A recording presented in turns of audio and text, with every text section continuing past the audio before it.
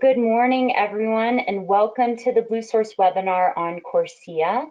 My name is Lizzie Aldrich. I'm the Vice President of Business Development at Bluesource, and I will be moderating this webinar. We're excited to talk about this very timely topic, and we'll certainly be discussing the effect of COVID and what it may have on the CORSIA market. Before we begin, just a few housekeeping items.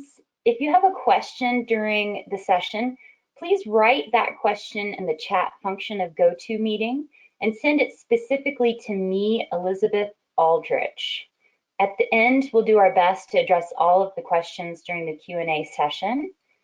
This webinar is being recorded, and a link of the recording will be sent out to all who registered for the webinar. Also, if you do not already receive our newsletter, which gives updates on voluntary carbon market trends and provides information about upcoming webinars, I encourage you to sign up at the bottom of our homepage at www.bluesource.com. And I promise we won't bombard you with too much. It's just a quarterly newsletter. Today we have 4 speakers who will dive into the details of CORSIA. Each speaker will present for about 10 minutes, and then we'll have a Q&A session. First, we have Ben Massey, Vice President of Environmental Markets at Bluesource, who will give a bit of CORSIA market background and discuss the supply and demand projections for the market. Next, Rohini Sengupta, Air Quality and Emissions Manager at United Airlines, will discuss how United is positioning itself for this market. Then Bruce Comer, Founder and Managing Director of Ocean Park Advisors, will discuss the role of sustainable aviation fuel on the market. Finally, Renee Velasquez, Head of Global Carbon at CBL Markets, will discuss a new exchange for CORSIA-eligible units. And with that, I'm going to pass the mic over to Ben Massey of Bluesource. Great, thanks, Lizzie. So I just want to talk through the agenda really quick. Thanks everyone for joining. It's obviously a crazy and busy time right now, but the agenda that we're going to run through today, I'll talk a bit about the CORSIA, a little bit of Bluesource background, and then talk about CORSIA, some of the basics and the supply and demand analysis, some potential pricing and supply impacts, and then I'll turn it over to Rohini to take it from there. So let me jump to the next slide. Just a quick little background on Bluesource, since we do have a lot of attendees. Bluesource really considers ourselves a partner for our clients at any point in their climate change journey or their fight against climate change. So we have an advisory group that offers a range of services, including carbon footprinting, protocol feasibility analysis, and assessments of internal reduction opportunities, and that sort of thing. We're also a developer. We're the largest and most established carbon offset developer in North America. We've got hundreds of projects and over 20 different project types, and which have created over 150 million tons of greenhouse gas reductions. We develop projects for the US and Canadian compliance markets, as well as the voluntary carbon market, using all of the major carbon standards. And we also have a renewable fuels business that works in the markets in the US and Canada. And then lastly, we're a retailer. I mean, we pride ourselves in being able to provide virtually any instrument needed to satisfy corporate carbon and renewable energy commitments. So renewable natural gas and carbon offsets for Scope 1, energy attribute certificates like RECs for Scope 2, and carbon offsets for Scope 3. And we offer credits from projects in North America and around the world. So this is just a map to show the different countries where we have solutions. Probably need to add a few more, but this is just a general overview. Won't spend too much time on that. And then let's just jump into the CORSIA basics. So I'm not going to spend a ton of time on this, and I think Rohini will cover a little bit of it as well, but the International Civil Aviation Organization, ICAO, adopted a carbon neutral growth mandate in 2013, and really there are 4 strategies for them to get there.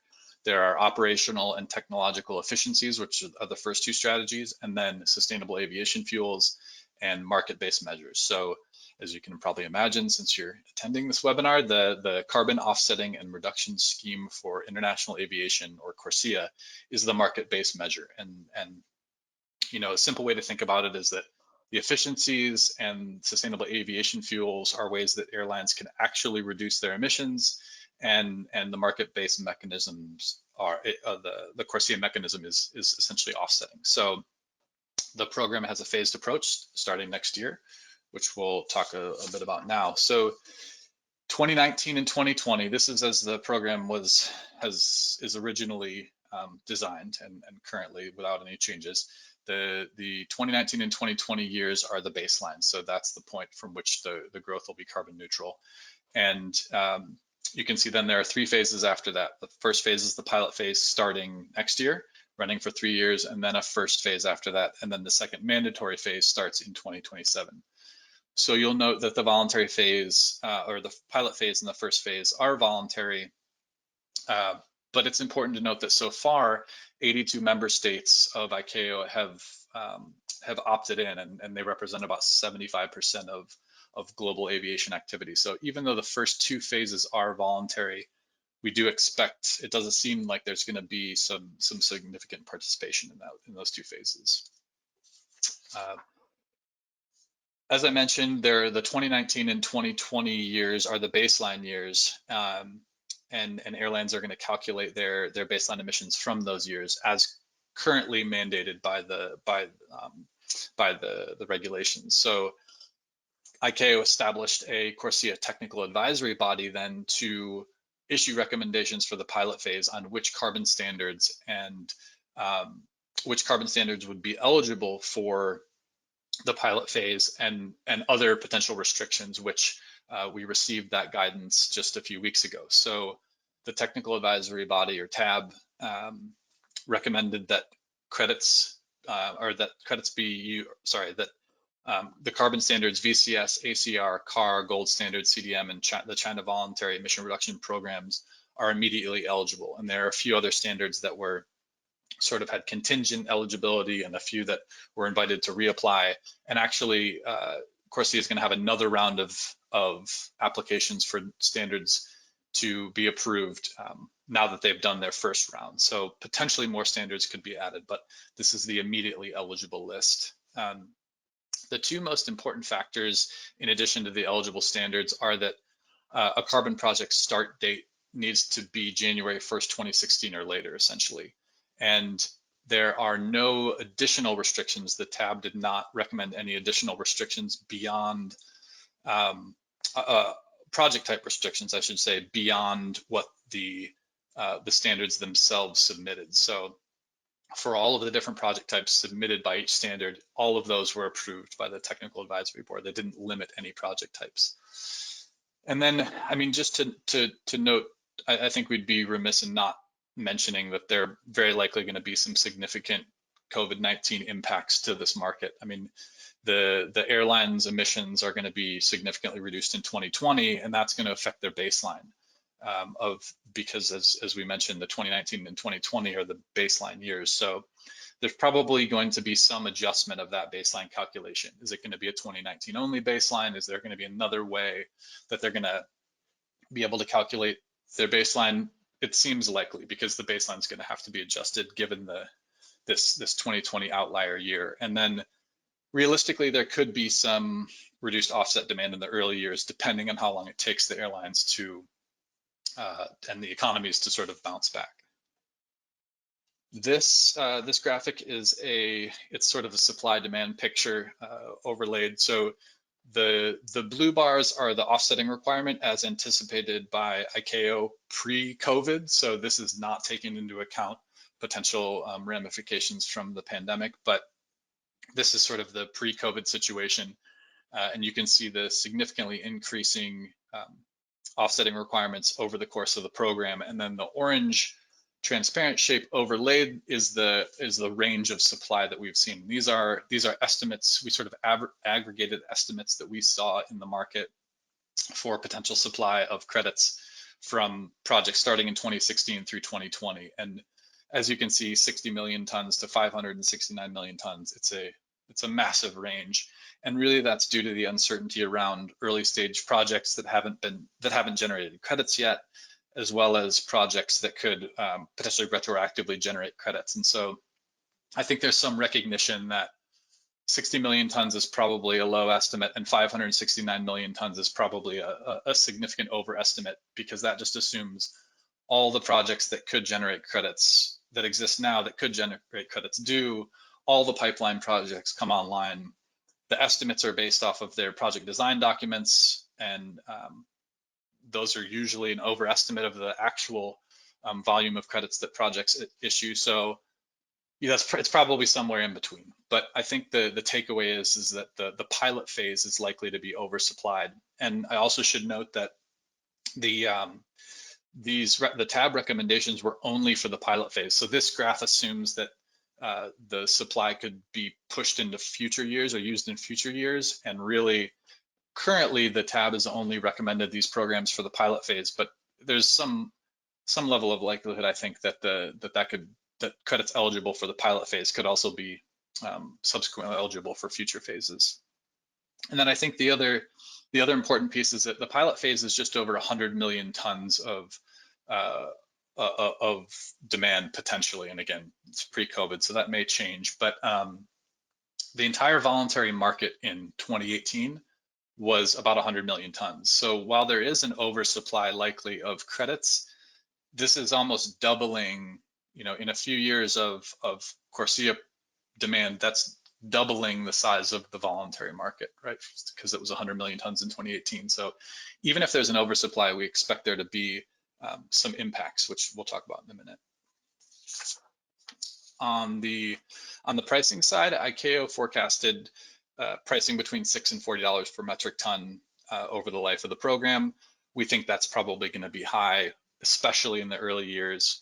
I mean, we noted that in 2018, the average prices worldwide for all different project types were all less than $6 a ton. And the restrictions that the CORSIA is putting on the potential supply aren't great enough to raise that, or aren't significant enough to raise that price above $6. So we're going to see something below $6 likely in the beginning.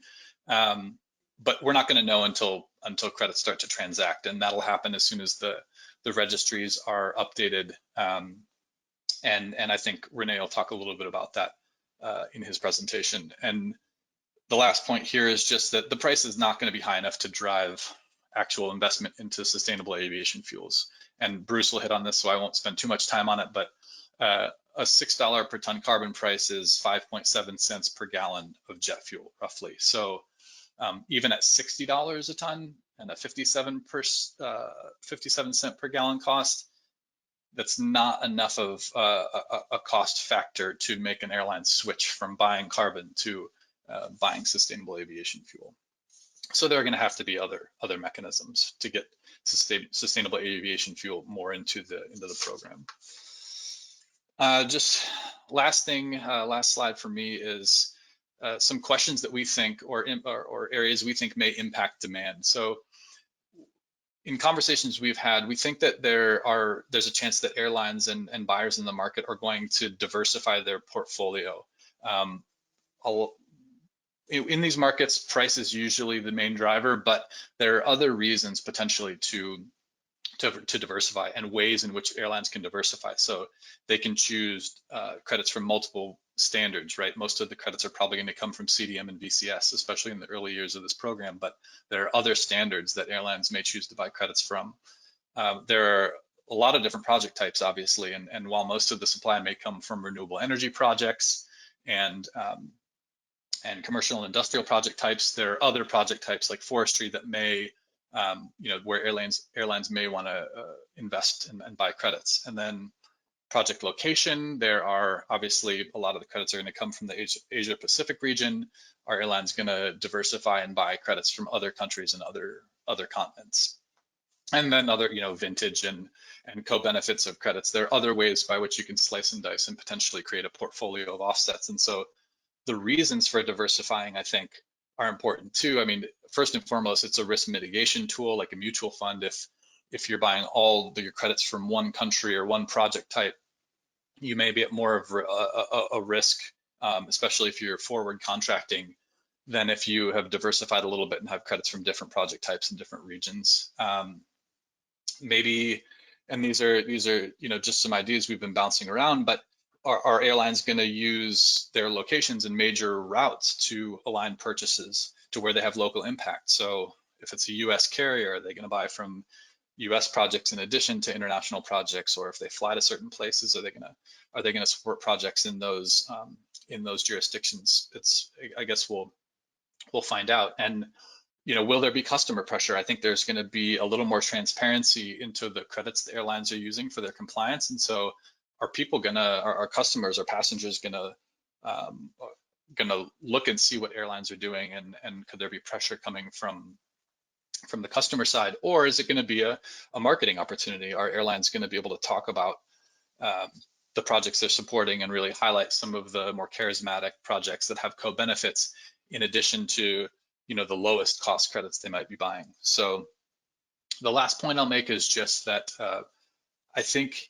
we think that there probably will be other impacts in the market for other voluntary buyers that are already in the market. So even if you're not buying you're not directly impacted by the CORSIA market, we think that there may be certain project types and certain regions where credits become less available or become more expensive. So it's just something to think about, that renewable energy projects in Asia may have much less, there may be much less availability of those credits, so the price may go up quite a bit. And so if that makes up a sort of a backbone of a voluntary buyer's portfolio, they may need to look for other solutions. And that's it for me. I'll leave it there, and I will turn it over to, let's see, I'm turning it over to Rohini to talk about United's efforts and their thoughts on CORSIA. So just give me 1 second to do that.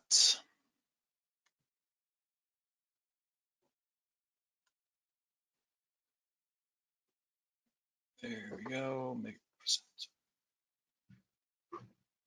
All right, Rohini, you should have it now. Hi, yeah. Can everyone see my screen here? Yep, we can see it and we can hear you. Perfect. Awesome. So hi, this is Rohini Sengupta. I am the carbon lead for United Airlines. My responsibilities include our global carbon strategy, but also carbon policy. So I've been really engaged with CORSIA for several years now, and from an industry perspective, and also serving on the IATA, which is the International Air Transport Association delegation, to the ICAO committee, CORSIA working group. So engaged from a policy perspective, as well as among other industry leaders. Just want to thank Bluesource. Thank you, Ben, for inviting me here to speak today, and really looking forward to kind of getting into it. So thanks for allowing me to kind of provide our airline perspective, I would say. So, just want to make sure. Here we go. Okay, great. So to take a step back, and Ben kind of touched on this as well, about to sort of contextualize CORSIA, I wanted to start with the industry pillar, the industry strategy toward addressing its impact toward the climate. So in 2009, the global aviation industry adopted a multifaceted approach to mitigating the CO2 impacts from air transport. Over on the left here, we've got, excuse me, we've got the 4-pillar strategy, which highlights the levers the industry is really deploying to achieve a meaningful emissions reduction. So the first one you see is the increased operational efficiency of aircraft. That's pretty self-explanatory. The second pillar is our infrastructure improvements, and this includes modernizing air traffic management and so on, air traffic control in the U.S., ATM internationally. And the third pillar here is technology. So this, of course, includes airframe, engine technology design, but it also includes sustainable aviation fuels, really ensuring that there are scalable commercial technology advancements in the SAF space. When I use SAF, I mean sustainable aviation fuel, of course. And then the fourth, Ben touched on, but is the single global market-based measure for carbon emissions, which we, of course, know as CORSIA.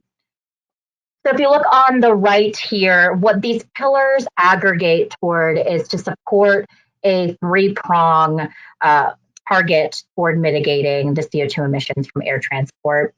The first is an annual fuel efficiency improvement goal of 1.5%.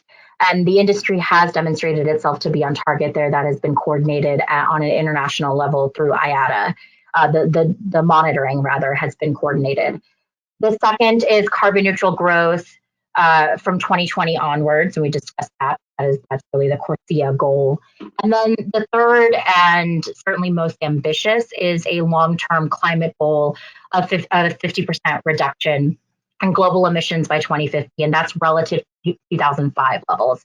And I think it's important to remember, or to throw CORSIA into context by highlighting this goal and saying that CORSIA is a mechanism for us to achieve that goal, but it is certainly not the only mechanism. So kind of put more visually here, the four pillars are really what will take us from our current operations to the 50% reduction. Now, of course, and many of you, if you've been discussing CORSIA in the past or have been to various conferences or information sessions, certainly you'll maybe recognize a wedge graph like this.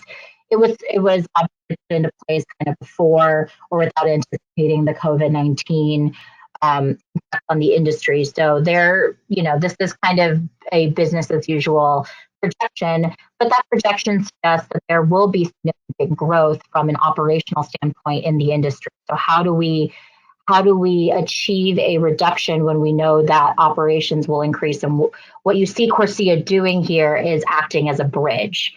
It helps us essentially invest in and scale and commercialize technology solutions like SAF to a degree that they can have really meaningful reduction impact in the industry greenhouse gas emissions.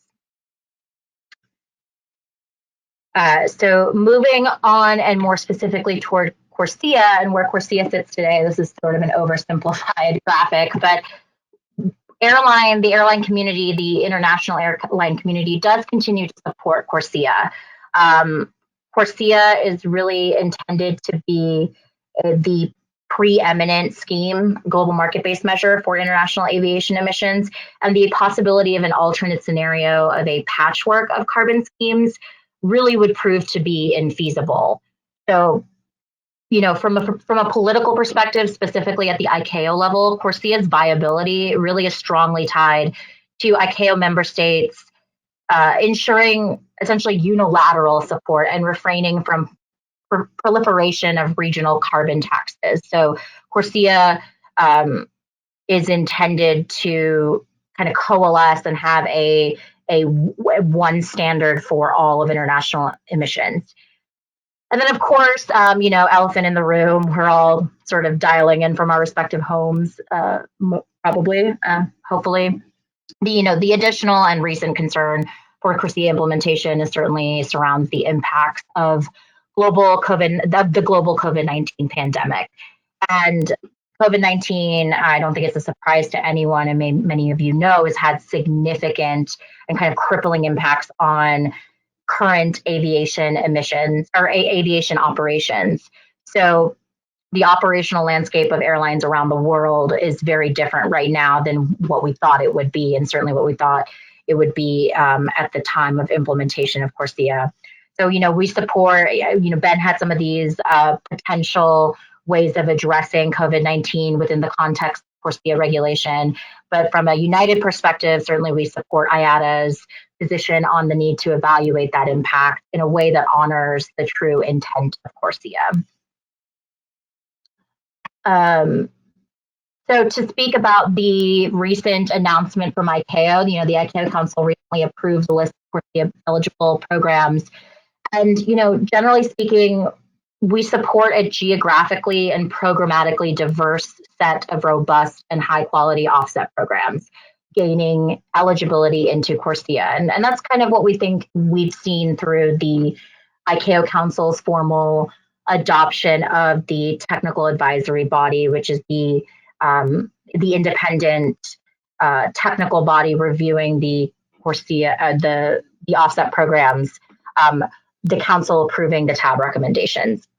So, our big concern, of course, was that overarching kind of political decisions outweighed the merit of any technical review, and we believe that, this robust set of approved offsets shows that it hasn't.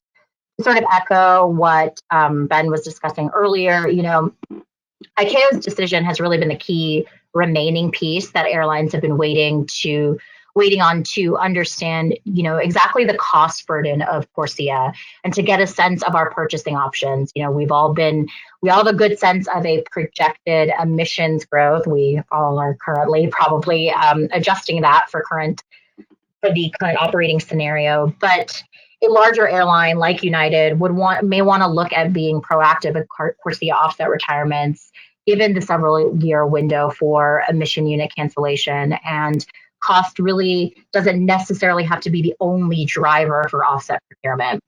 Geographic ties to routes or ensuring any forward purchase agreements, if you're going to have a significantly increasing exposure over time, could play a part in that decision-making process. And that's certainly something that we at United, I've been leading kind of an effort to really formalize a process for determining CORSIA, the CORSIA offset procurement piece. So there's a lot to that, but the really key indicator we needed, the key piece of information we needed is what offsets will be eligible for CORSIA, so we can have a reasonable sense of the cost. And then kind of as a last piece, going from CORSIA specifically into the other scope of today's discussion, which is SAF, or sustainable fuels. We understand that CORSIA, like I showed in that wedge graph, is one component and one piece of the industry climate targets, but we need to do more than just CORSIA. And other airlines, as you may have read and seen, have committed to decarbonization. And United has really differentiated ourselves from our competitors by our sustainable fuels portfolio, and we continue to strengthen our commitment in this space. Currently, we hold over 50% of the world's SAF commitments. Unfortunately, that is a drop in the bucket, right? We are proud to have made those investments, and we are committed to making further investments. So last fall, we announced an additional $40 million investment toward decarbonization. And this is really a show of our commitment at reviewing emerging technologies and broadening our scope to really understand how our operations can be decarbonized. And that's essentially an extension of our SAF commitment. That is considered to be how do we broaden from sustainable fuels or low carbon fuels to maybe further regulatory investments, like Ben was saying, or additional technologies or pathways that can allow the industry and allow us to really get commercial scale viable fuels and decarbonization options that eventually and hopefully will be at cost, of course. So, in the interest of time, I didn't want to kind of delve too much into it, but I know we are going into SAF or sustainable fuels more directly with Bruce's discussion. So I just wanted to sort of pause there, say thank you. And I don't know if looks like we might want to do questions at the end, but, defer to our organizer here.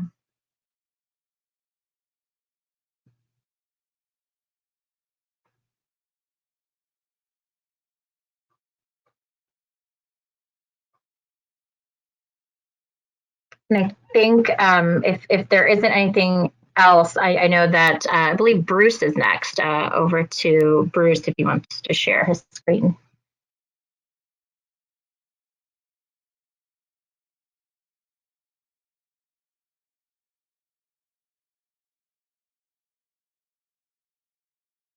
Okay, if everybody can hear me. Thank you, Rohini. And so that was a perfect segue. And so what I'll do is spend a few minutes on the actual fuel. broader fuel, but sustainable aviation fuel. And I think to build on what Rohini said, I'll try to explain why that bridge that CORSIA is building is needed. And so there have been a lot of achievements made in sustainable aviation fuel, especially over the last decade, but it's probably, we're looking at a couple more decades required to get it to more commercial scale. So I will just, one caveat for any international participants, my slides are a little more of a US perspective on sustainable aviation fuel, but since these are primarily global commodities, both jet fuel as well as the inputs to make sustainable aviation fuel, a lot of the principles apply globally. And probably the only area that doesn't is some of the policies that are a little more US focused. So if we go down here, let's see. Okay, let's spend, again, I know we have a lot of participants with different backgrounds. Let me spend a couple minutes on what I call SAF 101. What are the facts? What's going on with sustainable aviation fuel? How is it made? Where does it come from? Those things. So about a decade, a little bit more, guess what? Richard Branson and Virgin Atlantic broke the sustainability barrier by flying a test flight from London to Amsterdam that used something other than petroleum-based jet fuel. So this proved out and sort of demonstrated what technology companies and a lot of people had been working on significantly up until that point. That was the breakthrough. In the last decade or so, we've had just a tsunami of announcements and accomplishments. So other test flights, hundreds of them, thousands of miles. Even today with limited air flights, there are probably planes out there with sustainable jet fuel in them. As Rohini said, some airlines have made even more advancements by setting carbon reduction targets, investments in fuel producers. Airports are now starting to set targets as well. And other jurisdictions have become involved and pulled jet fuel into some of the other fuel, low carbon fuel standards that they have. For instance, California or the US policies are now starting to incorporate jet fuel into their frameworks.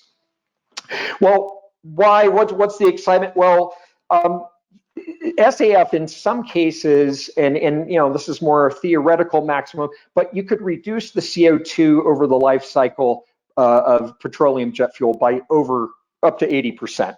So this is a tremendous gain, and so even any progress along this pathway has tremendous returns in reducing the CO2. What is sustainable aviation fuel made from? How is it made? Well, there are 6 technology pathways that are approved by the engine manufacturers and the airlines. And so there are a lot of roads you can pursue. But the reality is, today, if you look at sustainable aviation fuel in the market, 98 to 99% of it is probably made from some type of fat, oil, or grease that has been treated with a catalyst and then hydrotreated with hydrogen to get a fuel that has a drop-in quality. And there's a whole topic on how you need to blend that to get the aromatics right to work in a jet engine, but that's probably beyond our scope today. But just think about used cooking oil, animal fat, waste greases, oils. You could even use virgin vegetable oil, which is not got the same carbon benefits, but those are the types of things that would go into making this. Another point is, so there is a close cousin to renewable jet fuel or sustainable aviation fuel, and that's renewable diesel. And that is, it's not jet fuel, but it could be converted into it. And it's worth noting that the only two producers of sustainable aviation fuel in the world started off as renewable diesel producers. And just to give everyone a sense of magnitude, there's about 2 billion gallons per year of renewable diesel production capacity, and about 400 million gallons of this fuel was used in the United States last year. So that's just to give you a snapshot on size. But here we get into the reality meets the aspirations and the progress so far, that there are only 2 plants in the world that make sustainable aviation fuel on a recurring basis. One's in Finland, one's in California. And the combined and they're co-located with renewable diesel plants. The combined capacity of the jet fuel, or the SAF, is only 40 to 60 million gallons a year. And the actual production and usage, and not all of this is public, but to give a rough estimate, this gets you into the magnitude, maybe 2 to 3 million gallons were produced and used in the United States last year, and about the same in Europe. So we're talking millions, or maybe at most tens of millions of gallons so far. So what is holding back sustainable aviation fuel? What are the barriers? 2 things: economics and feedstocks. So let me go down. Next one, just a few words on economics here, and this will put Ben's comment in context. Remember, he mentioned that the cost of the carbon offset he thought might be about 6 cents a gallon. Well, we're talking about a challenge here, because right now, and this has been set for post-pandemic, jet fuel is running below $1 a gallon, and it may have jumped around lately as price is moving a lot, but around $1 a gallon. But to make sustainable aviation fuel, the feedstock alone, and in this case I'm using used cooking oil as an example, it would cost $2.25 for the feedstock alone before you got into logistics, OPEX, hydrogen, and that could easily add $1 to $1.50 to the price. So the cost of sustainable aviation fuel is probably pushing $4 today. And that was probably $4 a month or 2 or 3 months ago. And so we're having a big discrepancy here, and that's a big jump up. If you're trying to solve your carbon reduction goals, carbon credits, or CORSIA, seems to be a rounding error compared to the cost of that fuel. Well, why would anyone use these fuels? Well, guess what? And this is a US perspective on policy. There are a lot of policies that jet fuel can take advantage of in the US. First, under the renewable fuels standard, there's 75 cents a gallon, roughly. There's $1 for the blender's tax credit. In California, under the low carbon fuel standard, there's maybe $1.50 for that carbon savings. So you're now getting over $3, add the value of the jet fuel that you have, and now you're in a range. And so there's some other reasons and disincentives to make jet fuel for the renewable diesel producers that I could go into, but that gives you a sense of, one, the discrepancy between the cost of sustainable aviation fuel versus jet fuel today, but the bridge that some of these policies, very expensive policies and very robust policies, have to be put in place. So going on now, the second challenge is feedstock. So as I mentioned, we're talking about waste feedstock. So anything other than virgin vegetable oil, soy oil, canola oil. These are fats, oils, greases, used cooking oil again. The US market today, or at least in 18, was about 16.5 billion pounds of these materials. You can see already a third of that's used by biodiesel. Biodiesel's figured out how to use that. The operating renewable diesel plants today use 20%. The US exports a little bit, not much. And then the lion's share goes into animal feed, food products, fatty acids, soaps, other industrial uses. So there's a use for that. It's not really a waste feedstock. It has a home, but it has a lower carbon score. But now let's look on the right here. The renewable diesel plants under construction already in the US are going to soak up and start competing for those feedstocks. So there's not excess here. There's not a lot for renewable jet fuel or sustainable aviation fuel. And just, the mind exercise is, what if you took all these waste feedstocks in the US and converted them into renewable jet fuel? Well, you'd get about 2 billion gallons of renewable jet fuel, and that's about the annual usage at LAX, or was last year. So we've got a challenge with the feedstocks, and that means there's going to need to be an effort to go find new technologies and new feedstocks. And that's really, this also fits into the context of what Rohini was talking about, is there's a need, and some of the airlines and entrepreneurs and fuel producers identified this years ago, that these fats, oil, and greases feedstocks were the easiest to figure out. They're being used for biodiesel, renewable diesel. You can use some for sustainable aviation fuel, but you'll never get there for all of the aviation sector's goals. You'll need to find new feedstocks. And so this is, people are trying municipal solid waste, hence Fulcrum Energy, which United invested in. Woody biomass, Red Rocks up in Oregon is got some a demo plant trying to do that. LanzaTech is working on industrial gases, and you can go down the list. There are a lot of people trying to work on new projects and demo facilities. And this is where venture capital and the airlines capital support makes a difference.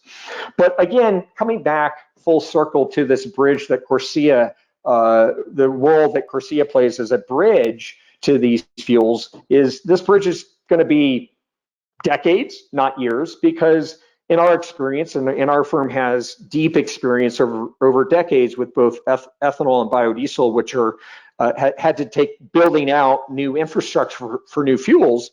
Well, it took 30 years and $25 billion for ethanol to become 10% of our gasoline supply in the US, and almost as long, 20 years and less capital, $2 to $3 billion for biodiesel to hit 3 to 4% of the US diesel market.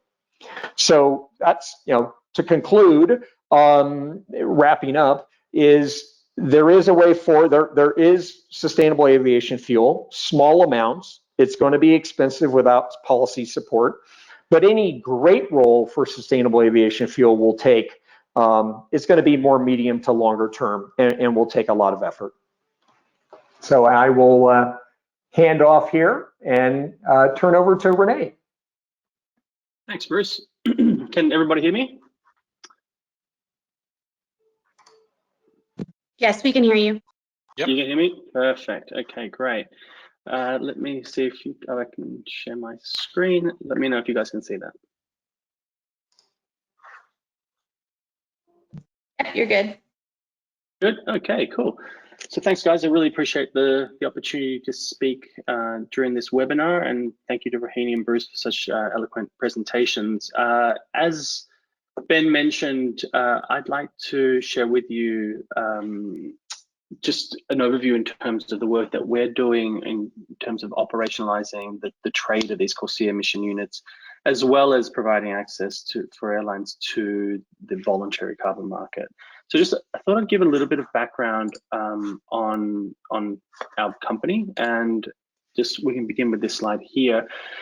For those that are not sort of familiar with Exchange Group and particular CBL, which is a sub-company of Exchange, effectively the group, Expansive CBL Holding Group Exchange, brings together several businesses. The first is Expansive. It's a data refinery business. Think of it like a next generation platform that's looking to transform the way that commodities are valued through a data-driven approach. And then we have CBL Markets, which is a commodities spot exchange. And together, we're trying to, as I mentioned, transform the ways that commodities are traded on a data-driven approach. So the group itself is comprised of a number of companies. I've just mentioned those two because they're relevant for this presentation here. And effectively, what we provide is a centralized global marketplace for transacting these commodity products with an intuitive interface. And so we cover energy markets. We also cover agriculture, materials, and water. So I can go briefly into those markets. But here, as you can see, also the company size is it's a group of size of around 60 people. We've got a global footprint. And effectively, we cover these markets. Here's an overview of some of our investors.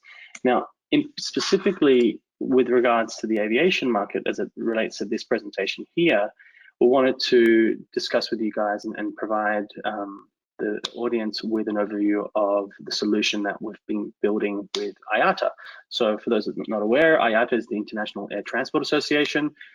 We have partnered via CBL Markets, our exchange business, with IATA to develop a solution specifically for the airline industry. And that solution is called the Aviation Carbon Exchange, or ACE. Now, it was announced in late January, this partnership, and what it is, it's expected to be a centralized marketplace for airlines in order to access, identify, and select CORSIA-eligible emission units all on a single screen. And so what we've been doing since that time is effectively we've opened up the access for a select group of airlines, and what we've called that is the ACE pilot program. And so far, the invitation has gone out to numerous airlines. These have been hand-picked airlines effectively in conjunction with both IATA and also the CBL side.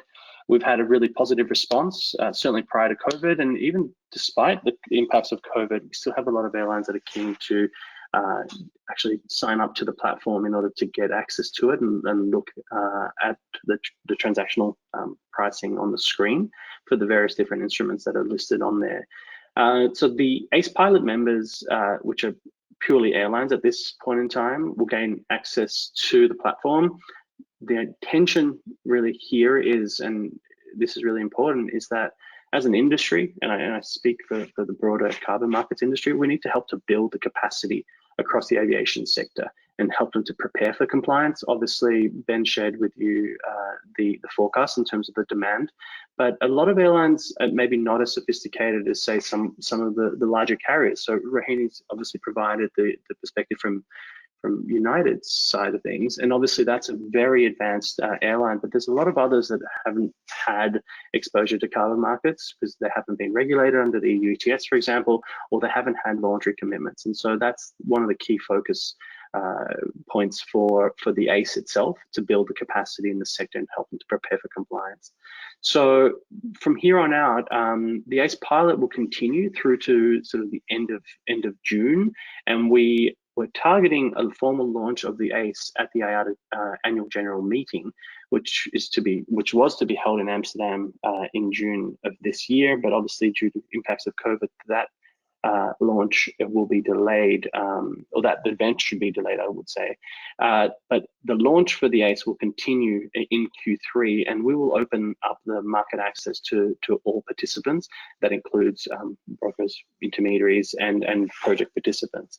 So to provide you with an overview in terms of what are the benefits of the exchange approach, and specifically with regards to the ACE, as I mentioned, it provides a centralized marketplace, so it provides airlines with access to all CORSIA emission units on one dedicated screen. We've got access to our electronic interface. It provides a single venue. It allows the participants, in this case the airlines, to be able to select and by project type, the state or the region, the standard, even the vintage, and also has the ability to do and conduct due diligence via the screen by connections that we have with our various registry partners, and I'll go into those in a minute. The other aspect of an exchange clearing marketplace is that we're providing real-time price discovery for the airlines and all market participants, whilst ensuring the anonymity and providing that secure trading. Anonymity is really important to further drive liquidity in markets, and that's one of the things that's certainly central to our exchange. The other aspect is that because it's a centralized marketplace, airlines are able to take this advantage of this and use the leverage and effectively transact with a wide range of project participants. So that could include brokers, intermediaries, and developers, all on a single screen. And it also, because it's an electronic clearing system, does away with the need for complicated ERPAs. And so airlines no longer have to look at onboarding specific project developers through their KYC systems. By effectively entering the ACE environment, they're assured that all market participants meet our KYC and anti-money laundering requirements, that they're all credible participants, and the electronic contracts dictate the execution venue. So that's really important. That also drives further the liquidity because you've got access to all these participants in one location. We also take advantage of the broader marketplace that CBL offers, which covers REX and compliance markets and carbon and water and a number of other commodity markets. So that's one area of the benefits. The benefits in terms of connectivity, I mentioned that we're integrated via an electronic connection to numerous registry partners. These include the American Carbon Registry, Climate Action Reserve, the Gold Standard, the Verified Carbon Standard under Verra, and soon the UNFCCC's CDM mechanism. Now, within those registries, as Ben mentioned from the outset, there's still work to be done in order to define the relevant tags, if you will, within the registry that denote which of the instruments, let's take Verra, for example, a VCU, which VCU is an CORSIA-eligible VCU. As Ben mentioned, there are certain criteria in order to define a CORSIA-eligible emission unit. And so the registries need to make those documentations available within the registry and create those tags. So things like the project start date is critical. There was a question earlier in the chat around the availability of units, but it really is related to the project start date that's required. And so our screen will effectively allow project owners of those instruments to list them on our exchange and offer them for sale, and likewise allow buyers to come in and to lift those offers, transact in the marketplace through our electronic clearance and settlement. So that takes me to the secondary point. Clearance and settlement by an electronic means ensures that seamless delivery of the products and the funds occur, and it eliminates the counterparty risks. So Rahini mentioned earlier that airlines are still, despite COVID, looking into the broader compliance obligations under CORSIA, and that also applies to voluntary commitments that airlines might have, and they might have agreements in place on a forward basis. The exchange provides that clearance and settlement venue for both spot, and we're also developing solutions for forward contracts. And by mitigating those counterparty and delivery risks, it just makes it a much more secure marketplace. So I touched on also earlier around the focus for the ACE is not just for CORSIA compliance units, but also it allows airlines to access the global voluntary carbon market. And that's really important because a lot of airlines have made recently commitments around either achieving carbon neutrality, and those include airlines such as Delta, JetBlue, British Airways, for example, EasyJet, and there are many others that have made other broader and longer term commitments such as net zero 2050 goals, right? And so we expect that a lot of airlines will still be buying purely voluntary instruments in order to meet those obligations, and they might also hedge out the risks and purchase what CORSIA eligible units as well to make up that broader portfolio. So our system will allow both voluntary and CORSIA markets to be traded on that screen, and we'll have multiple workspaces on our exchange. The final component really is, and it goes back to that capacity building, it works both ways. So pilot members that are joining the exchange right now are able to provide us and also IATA with valuable guidance in order to how to improve the ACE design and how it operates. So yeah, we're really excited about this opportunity, and certainly working with IATA and the numerous airlines that have already expressed interest, and they're in various stages in terms of onboarding in order to help them to access the global carbon markets. And we'd be delighted to work with the carbon markets folks that are not already familiar with CBL to help them to facilitate getting access to these airlines and creating this global marketplace.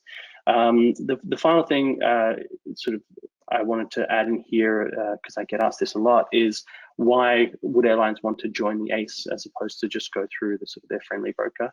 The reality is we've reduced all barriers of entry, and that's reflected in sort of this slide here. The ACE really is free for airlines to join. It's an intuitive and simple electronic marketplace for them to access. It allows them to have price discovery. There's certainly no obligations for them to trade through this environment, but certainly it allows them to have this price discovery, which is something that the airlines have been seeking and requesting for many, many years now. And then it removes the barriers of entry that have been associated typically with carbon markets. And so they're not necessarily reliant on one or two or just a small group of counterparties. In this case, they can access the broader marketplace. And that's something that's really critical. And then the final thing is obviously the transparent fees of the exchange. So I think I can stop here, and then obviously I know that there'll be a lot of questions for both the previous two speakers and for myself, and we'd be delighted to address those questions in the Q&A a lot of time. So, thanks for that. Thanks, Renee. Super. Thanks to Ben and Rohini and Renee and Bruce for speaking. And now we have a few minutes to address questions. We've gotten a lot of great questions coming in. So a question for Rohini at United. Given the impacts of COVID, what is the sense among the aviation community on how they will seek to adjust the CORSIA baseline? And what is the timing for that? Hi, yeah, happy to take that. Actually, right now as we speak, there is a U.S. stakeholder ICAO committee on aviation environmental protection call, but I'm getting a lot of downloads on that currently. But part of it is discussing sort of the baseline discussion. So IATA, the International Air Transport Association, has publicly shared a letter on our position, the international aviation community's position on the baseline. So as has been stated, the CORSIA standards and recommended practices state that the baseline is an average of 2019 and 2020 emissions. Given the severe impact of COVID-19, the IATA position paper proposes using only 2019 emissions as the baseline. And so that way, those are in the process of being reported through the various ICAO member states from airlines, and can be a realistic business as usual baseline operation. So that is a conversation that is going on at the ICAO level. It's a decision that needs to be made at the ICAO level. And one of the reasons, there are several reasons for it. Obviously, it could be incredibly cost prohibitive if we actually do use 2020 as baseline. Some of our projections in terms of our operations relative to normal, I mean, we have load factors that are dismally kind of low. But the other piece is that if you'll recall, I think it was in Ben's presentation, the pilot phase of CORSIA is based on states volunteering to enter. And so one of the critical pieces is that a kind of extremely business prohibitive CORSIA may prompt different states to now kind of reverse their voluntary status or no longer volunteer in the pilot phase. And that would be a huge detriment to the success of CORSIA or the kind of the implementation of CORSIA, right? So CORSIA right now has something like 80% of member states volunteering in the first phase. If it becomes prohibitively expensive, there is thought that states would then leave the voluntary phase. So we want to ensure that CORSIA continues to be able to ride out the storm. And one of the ways that IATA is proposing that happens is utilizing 2019 emissions as the baseline. Great, thank you, Rohini. We had another great question that came in asking if someone could speak to CORSIA unit date eligibility. So currently, it does state in the tab guidelines that the eligible emission reductions would occur before December 31st, 2020. And the question is, how might that impact new projects? And I know, Rohini, you were on the tab, and perhaps Ben could address that. So I'll just put that out to the group for whoever wants to answer. Yeah, I mean, I can just talk really quickly to it. So the start date of, I guess the point is that they want to incentivize newer projects, right, and use credits from newer projects. So that was the 2016 required start date. And then I think, and Rohini, you can, I'm sure, speak to this, but I think the goal was to, or they wanted to avoid, the tab wanted to avoid making projects eligible too far into the future, right? So they kind of set a frame around it of the pilot phase, right, 2021 to 2023, and then they set that frame of 2016 to 2020 for eligible emission units. My guess is, and I guess Rohini, you should really be speaking to this, but my guess is that the goal is to incentivize newer projects, and so that'll probably be extended. That 2020 eligibility end date will probably be extended as the program's extended. Yeah, I can touch on that a little. So the 2020 date is referring to sort of the vintage kind of cap. And that was really intended also to ensure that there is alignment and harmony between the CORSIA eligibility and the UNFCCC ongoing discussions at COP in terms of Paris eligibility.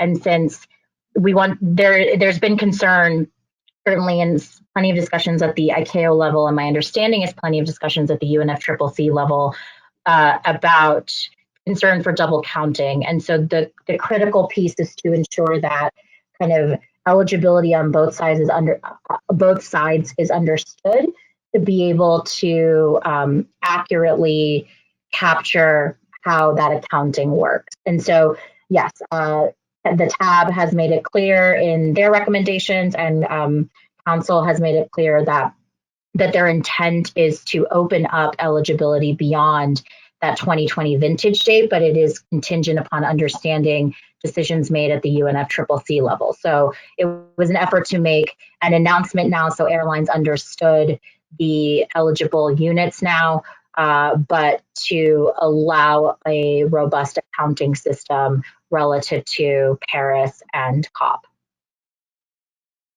Great, thank you. We've gotten several questions regarding eligibility of projects that would qualify under CORSIA. One is related to program of activities and the start date of a CPA or a VPA. Another is related to CCS, carbon capture and sequestration, and whether or not that would qualify. Another is related to RED projects and whether or not they would qualify. All of these, of course, would have to have a start date after 2016. And so I wonder, and then there was another final question regarding certain strict exclusions that were mentioned for certain projects. So I know we don't necessarily have the time to get into the details of the TAB's recommendation for qualifying offsets, but I wonder if we could just give a few comments that maybe cover those project types.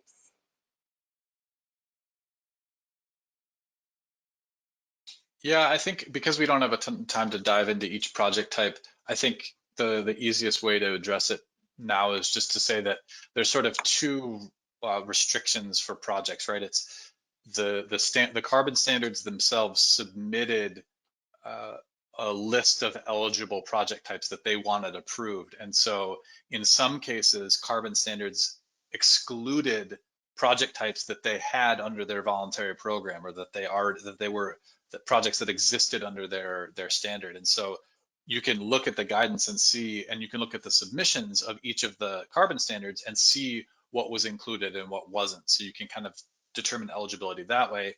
And then the tab also had some concerns, I think, around a couple of the standards and a couple of elements within the standard and sort of permanence and leakage that they've asked the standards to address. And so those might impact certain project types until the standards address those project types. So you can kind of look at it, you can determine eligibility from the tab's guidance and then from what was actually submitted by the carbon standards. Great, thanks, Ben. I'm just gonna hit on two more questions because I realize we're going a bit long, but this is such an important topic. For those who can hang on, I hope you can. Question for Renee.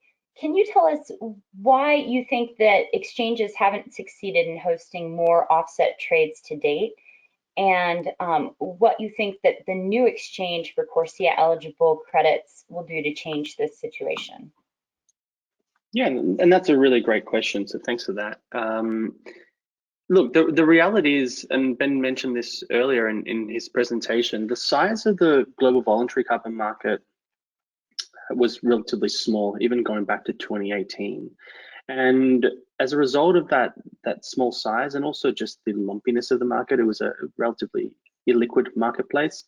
Exchange trading didn't dominate the landscape, and so the market really tended to rely, certainly in the early 2010s, at the beginning of this decade, on intermediaries and brokers. What we've seen, though, is a transition towards exchange trading. So I can point to some data just to sort of drive that point home. What we've seen so far in this year, the first quarter of 2020, and these details are public and available on our website, is that we've seen a 4 times increase in the transactional volume coming through the platform. Now, what does that relate to? In this last quarter, so the last 3 months, we've seen almost 10 million tons of transacted international carbon units. So that's VCUs, CRTs, ERTs, and VRs being transacted via CBL. Now, we expect that as the markets become more mature and they become more sophisticated, that they end up gravitating towards exchange clearing. There's precedence for that in numerous other markets. So that's our response with regards to that. In terms of the assertion of carbon markets haven't sort of been facilitated by exchanges, overall, in terms of all carbon markets, I would disagree with that fact and point to other successful exchanges such as ICE. So we can leave it there. Great, thank you, Renee. And Bruce, can you tell us what type of investment you think is needed to commercialize sustainable aviation fuel? I know you really spoke a lot to the economics, but do you have kind of a ballpark figure that you think would really help incentivize SAF to become more commercialized?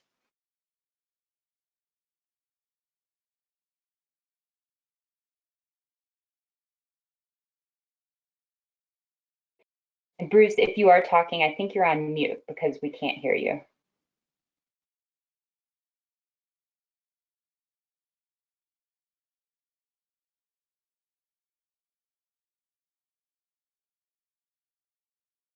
Okay. Okay. Hello, can you hear me now? Yes, we can hear you. Oh, okay. So it's two thoughts I would have in answering that question. One, as we've seen in other new advanced biofuels technologies, things work and things don't, and you need to take a portfolio approach and go incrementally. So I think it would not be wise to mandate 6 new plants and invest billions of dollars into those plants. I think the demo plants that are up and running now are a good start. I think more demo plants to figure out what technologies and what feedstocks are really going to work here. That's kind of phase 1. But we're talking, probably billions of dollars. Fulcrum Bioenergy that's trying to turn municipal solid waste into jet fuel is well into the hundreds of millions of dollars for a plant that will generate 10 to 15 million gallons of fuel a year. Red Rocks, which is trying to do the same with woody biomass, is a similar price tag in terms of invested capital. But then to roll it out, I think you're going to see, frankly, some of the larger energy companies are going to have to get involved, because at that point, we're talking about tens of billions of dollars in the US alone to get to 5 to 10% of jet fuel being from renewable sources. Thank you so much, Bruce. And one final question, Rohini. Just curious if, we're seeing Delta and JetBlue going towards this initiative to offset 100% of their flights. Has United considered offsetting domestic flights? And then as also kind of a follow-up, with purchasing of CORSIA-eligible units, I know that you're currently going through what the criteria for the purchases that would be made by United. But is there any thought to purchase perhaps premium credits that may support SDGs or habitat watershed protection, kind of over and above just the bare minimum that qualifies? Sure, thanks. So the first question in terms of offsets, Yeah, I think that it's very impressive and bold. A lot of the climate goals and long-term targets that have been announced. United has, we're really focused right now on decarbonization and technology investments. I can't tell you how many calls I've been on in the last 4 weeks in terms of potential technology platforms and avenues as research for when we are back in operation kind of thing. It is something our incoming CEO, Scott Kirby, is laser focused on. He wants to be a decarbonized airline, the most sustainable airline in the world. And offsets are wonderful. And I truly do believe in sort of an and approach, not an or. It's not one or the other. But we have deployed them in sort of initiative. So last year we had a Gen Z program with a 20% discount on flights for passengers ages 18 to 22, and committed to offsetting the first 25,000 of those flights or of those routes purchased. So we do deploy offsets. We have a customer offset program. So we have some and a corporate offsetting engagement. We recognize its value, but we are looking to see, offsets are a declared kind of annual offset approach. That is a cost that is incurred year on year, where our focus right now is investing that money to have long-term kind of reduction gains. So that's our focus, but we're aware that and constantly looking at sort of the carbon markets and prices and understanding that there very well could be a scenario where we need to at least be prepared to have the conversation of what it would take to offset our emissions. Our portfolio is certainly larger than a JetBlue, for example, and so that would be a much more different impact to the carbon markets. And then the second question was about quality of offsets. That's a great question. Yeah, it is a conversation we're having. So we have right now some NGO partners. United is proud to partner with Conservation International, who actually are the developers of our current customer offset projects, as well as EDF. And we've had conversations about, partnering together and really looking at what our internal standards would be for CORSIA offset procurement. I mean, the big piece of that and the kind of waiting game there was understanding what would be eligible. Now that we have an understanding of that, I think the next step is to really internally have the conversation of what deems our decision making. What deems our decisions and what factors into those in deciding the offsets we purchase. And I think that it goes beyond cost, but we haven't necessarily lined that out yet, just because we didn't want to get in front of the eligibility announcement. Great. Rohini, thank you. And thanks again to Ben, Rohini, Bruce, and Renee for speaking today. This webinar was recorded, and the recording with the voiceover over the slides will be posted on our website, as well as emailed to all participants who registered. And Bluesource hosts quarterly webinars. We also have our quarterly newsletter, and you'll be informed of all of our webinars if you sign up for our newsletter at the bottom of our homepage. So thanks again to everyone for listening and asking great questions, and we look forward to hopefully seeing you on our next webinar.